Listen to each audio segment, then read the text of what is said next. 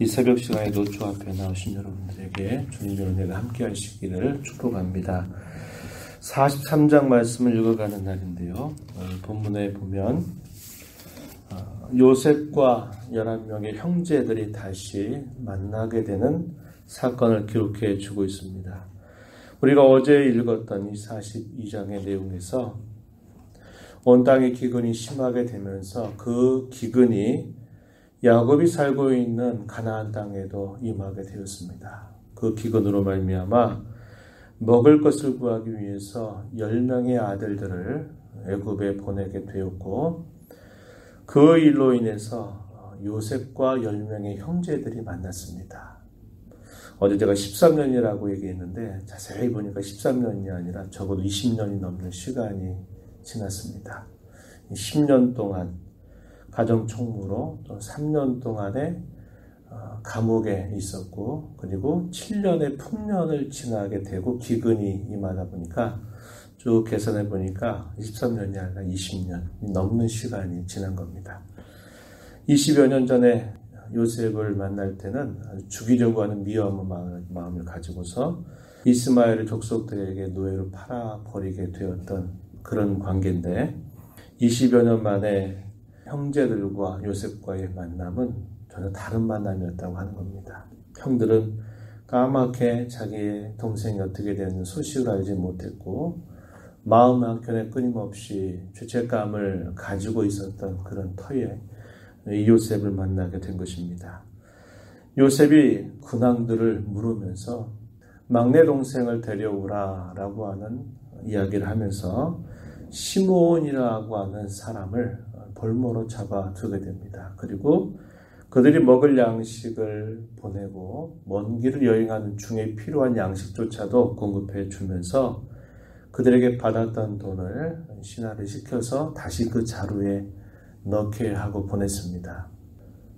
가던 도중에 여관에서 짐을 풀어다 보니까 그 아구에 그 자신들이 주었던 모든 돈이 있는 것을 발견하고는 큰일 났다, 이런 생각을 하게 되죠. 그리고 마침내 가나안 땅 아버지 야곱에게 도착해서 그 모든 일들을 말하게 되니까 야곱이 깜짝 놀라면서 화를 내게 된 겁니다.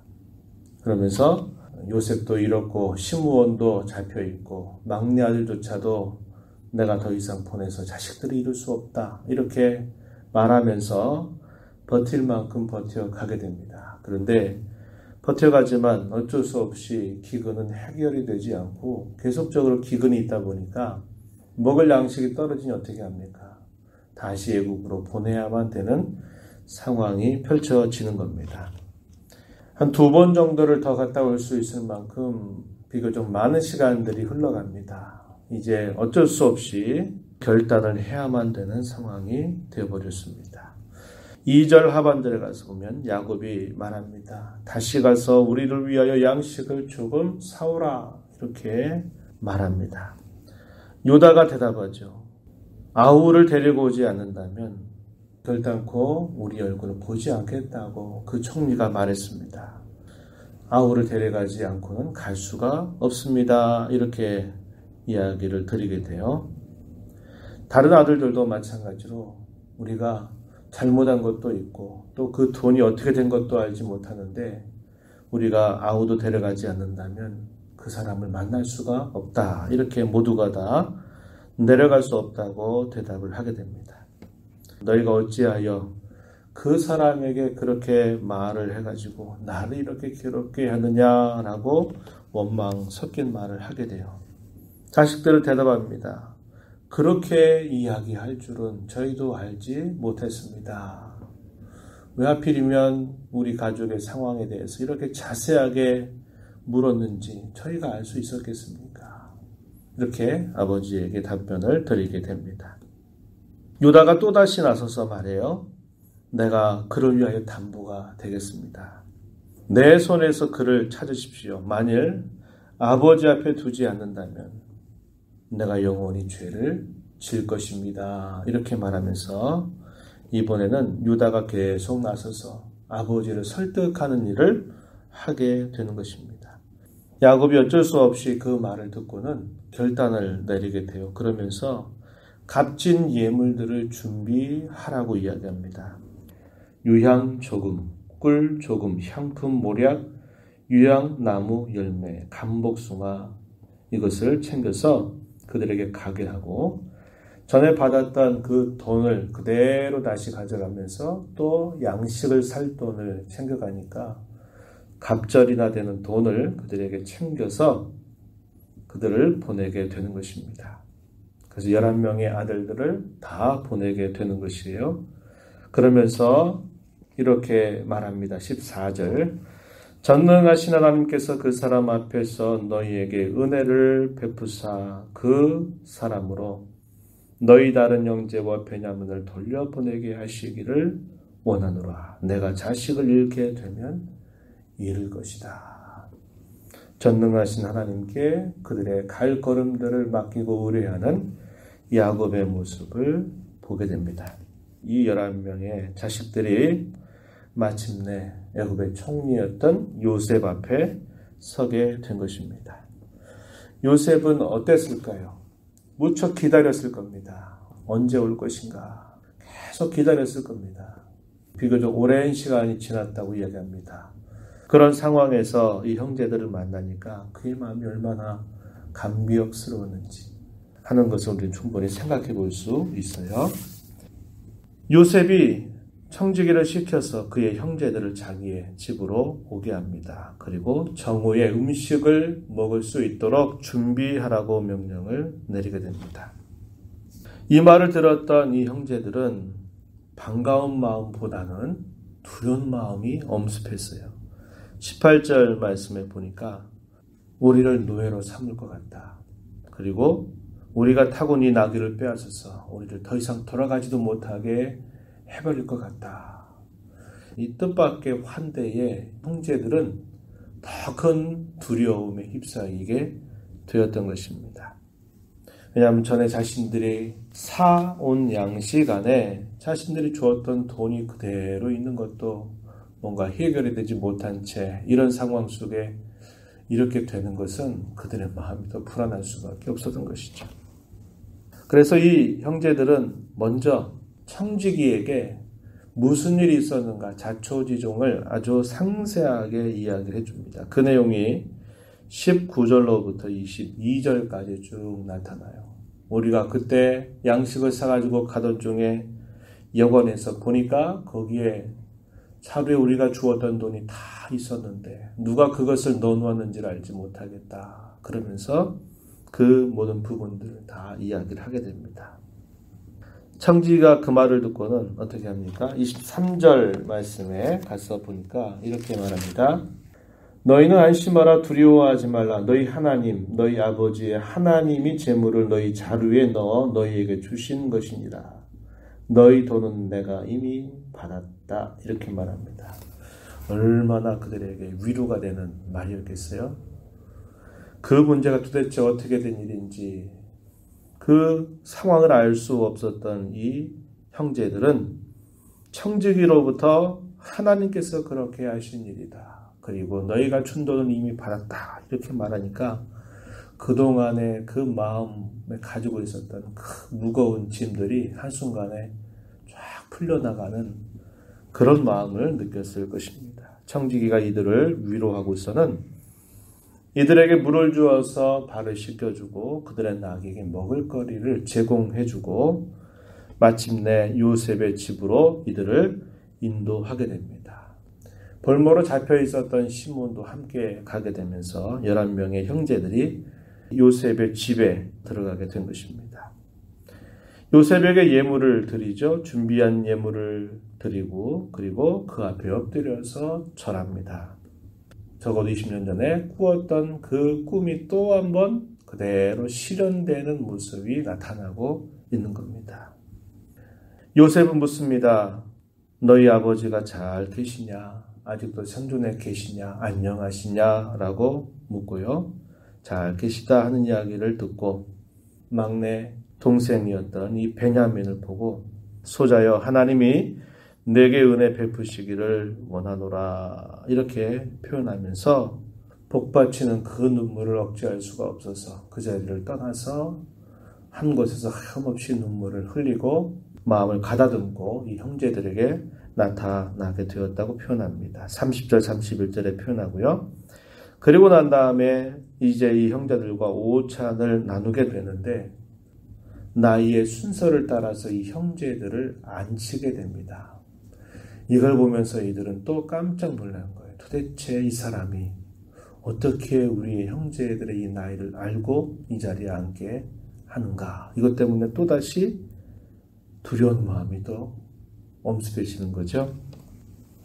그들과 함께 이 양식을 나누면서 요셉은 베냐민에게는 5배로 더 챙겨주고 그들과 함께 만찬을 나누었다. 본문 마지막 절에 그렇게 소개해주고 있습니다. 우리는 여기서 두 가지를 생각해요. 하나는 위기의 상황 속에서 자신이 책임지겠다고 나서는 유다의 모습을 우리는 보게 됩니다. 아버지, 제가 책임지고 제가 막내 동생까지 해서 시므온도 데려오겠습니다. 그럼 맡겨주십시오. 라고 말하면서 그 위기의 상황을 뚫어나가려고 하는 이 유다의 결단을 우리는 보게 됩니다. 자신의 자리에 살 수 있는 최선의 일들이 무엇인가를 찾아서 수고하려고 하는 이 요셉의 모습을 보면서 오늘날 우리 사회 속에서 또 우리의 교회 현실 속에서 자신에게 주어진 그 일들 짊어지려고 하는 자세를 우리는 배워가야 한다라는 거 하나 생각하고요. 또 하나는 이것입니다. 요셉은 그들과 함께하고 싶은 마음이 간절했어요. 그런데 그들과 함께하기 위해서는 옛적의 그 문제를 풀어야만 했단 말이죠. 형제들은 뭐가 뭔지 상황을 아무도 알지 못합니다. 그러니까 그들을 가까이 하기 위해서 요셉은 몇 가지 이런 생각들을 가지고서 한 것이죠. 양식을 가지고 가는 그 주머니 안에 돈을 다시 집어넣은 거라든지 또 시므온을 볼모로 삼아서 막내 동생을 데려오라고 한 거든지 이것들은 무엇을 위한 것이냐면 회복하기 위한 것입니다. 화해하기 위해서 한 것이에요. 요셉은 사건의 전말을 다 알고 있어요. 왜 기근이 임했는지도 그는 알고 있습니다. 하나님께서 뭔가 큰 일을 행하시기 위한 것임을 그는 알았죠. 기근이 생긴 이유도 알고 있고 또 형제들이 찾아온 이 모든 일들에 대한 사건의 전말도 다 알고 있고 그들이 요셉 앞에서 통역관을 옆에 세우고 있지만 이 통역관을 생각하고 형제들은 요셉이 자기의 말을 알아들을 수 있다는 생각은 전혀 하지 못했죠. 총리니까. 우리가 옛적에 우리의 동생을 팔아버려서 이런 값을 하나님이 우리에게 당하게 하시는 거구나. 이런 생각을 하는 겁니다. 요셉은 사건의 전말을 다 알고 있는 거예요. 근데 형제들은 알지 못합니다. 근데 이 차이가 얼마나 커요. 알고 있는 것과 알지 못하는 것의 차이가 너무나 크다는 겁니다. 요셉은 그 형제들과 정말 화해하기를 위해서 만남을 기다렸던 마음이고 형제들은 두려운 마음을 금할 길이 없었어요. 이제 봤다간 끝장나겠다 이런 생각을 했던 것입니다. 하나님과 우리가 어쩌면 이럴지 몰라요. 하나님은 언제나 저와 여러분을 가까이 하기를 원하시고 언제나 그분 안에서 안식하고 평화를 누리기를 하나님은 원하셔요. 그런데 우리는 인생을 살아가면서 알지 못하잖아요. 내가 앞에 펼쳐지는 일들이 왜 그런지조차도 때로 알지 못한 채 살아가고 내 앞에 어떤 일들이 펼쳐질지를 우리는 모른 채 살아가요. 그래서 하나님은 우리의 어떤 살아가는 인생 속에서 일과 사건들을 우리에게 만들어서 이런저런 일들 우리 가운데 만나게 하시고 겪게 하신다는 겁니다. 왜 그럴까요? 우리는 그 일을 만나면서 두려워하기도 하고 그것 때문에 어떻게 될지 몰라서 낙심하기도 하고 절망하기도 하지만 하나님은 그 일을 통해서 어떻게 하실 기대를 갖고 계십니까? 만날 기대를 가지고 우리에게 기다리고 계시다고 하는 겁니다. 우리의 인생은 하나님의 손 안에 있습니다. 우리가 순경의 길을 걸어가든 역경의 길을 걸어가든 하나님 우리를 사랑하시고 우리를 위하여 아들까지 아끼지 아니하시고 내어주신 분이십니다. 우리에게 모든 것을 합력하셔서 선을 이루시기를 약속하신 분이고 그것을 친히 분명히 이루어 가실 우리의 하늘 아버지가 되십니다. 우리가 인생을 살면서 이런저런 일을 만날 때 하나님 우리에게 뭘 원하실까? 나를 만나라. 나는 너를 만나고 싶다. 나는 너와 함께하고 싶단다. 라는 것을 우리에게 던져주기 위한 메시지일 것입니다. 우리는 이걸 생각하게 되는 것이에요. 형제들은 두려운 마음으로 요셉 앞에 찾아가지만 요셉은 어땠나요? 만나고 싶은 간절함으로 기다렸습니다. 이게 달랐어요. 똑같은 식사의 자리지만 형제들은 자신들의 죄와 잘못 이런 것들이 계속 생각나면서 혹여나 또 어떤 큰일이 닥치지 않을까 두려운 마음을 가지고 나가지만 요셉은 그 자리에서 그들을 그토록 보고 싶은 그 간절한 마음, 그 사랑을 가지고 만난 겁니다. 하나님이 우리를 만나시고자 하는 것이 바로 그것일 겁니다. 우리는 우리의 허물과 실수와 죄로 인해서 두려운 마음을 가지고 나가는 것처럼 보이지만 하나님은 우리를 그토록 보고 싶어 하시면서 만나실 마음으로 우리를 기다리고 계시다고 하는 거예요. 문제는 뭡니까? 나가지 않으려고 하는 마음이 문제일 뿐 우리가 어떤 형편과 처지에 있어도 어떤 부족함과 어떤 죄악을 가지고 있어도 하나님 앞에 나아가면 하나님은 우리의 모든 죄와 허물들을 용서하실 뿐만 아니라 우리에게 관계를 회복하셔서 풍성한 애를 더해 주시는 것을 알 수 있습니다. 시편 73편 28절 말씀에 시편 기자는 이렇게 고백하죠. 여호와를 가까이 함이 내게 복이라 이렇게 말합니다. 하나님께 나아감이 우리에게 복임을 우리 이 말씀을 통해서 깊이 생각하면서 허락하신 이 하루 동안에도 주님 안에서 주님과 함께 살아가는 복된 하루 되시기를 축복합니다. 하나님 아버지 오늘도 저희들을 불러주셔서 말씀을 통해서 하나님 저희들에게 하시는 주의 음성이 무엇인지 다시 한번 생각해 주신 것 감사드립니다.